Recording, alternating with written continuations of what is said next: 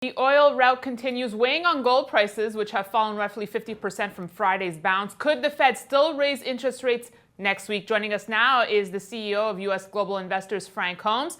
Frank, good to have you back on Kitco News.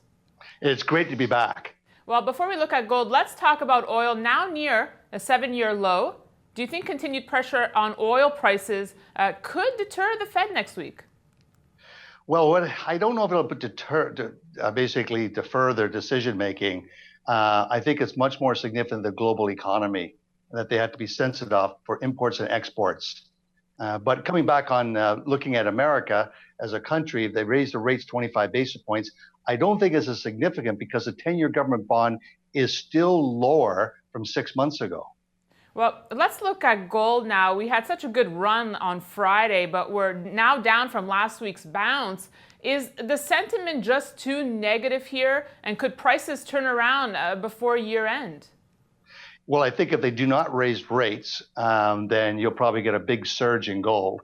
But just remember the daily volatility for gold is approximately 70% of the time, it's a non-event to go up or down $15. And over a week to go up and down $25 is a non-event. What's important is that anytime it falls about $150 over 12 months, gold is a good buy. It's a low risk buy.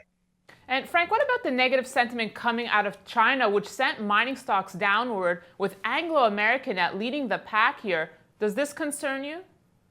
Well, Anglo has its own issues as a corporation. When I mentioned earlier that Australia, the gold stocks are doing so well there because the Australian dollar is down. They're paying in Australian dollars. Fuel prices are down, so they're getting expansion in their profit margin for processing the gold. And then you have the gold prices in dollar terms, so you're seeing some places are doing exceptionally well. When we look in Canada, companies that are only producing in Canada, they're doing very well. All right, Frank, to wrap, what's your touchdown pass going to be this week? Well, I think it's just getting through the week. And there's no big economic data point that's an inflection point. I think much more noise takes place next week in the economic data. We're still concerned about China, what it's going to do to get that economic engine turned, and that will be key for next year. All right, Frank, thanks so much for joining us.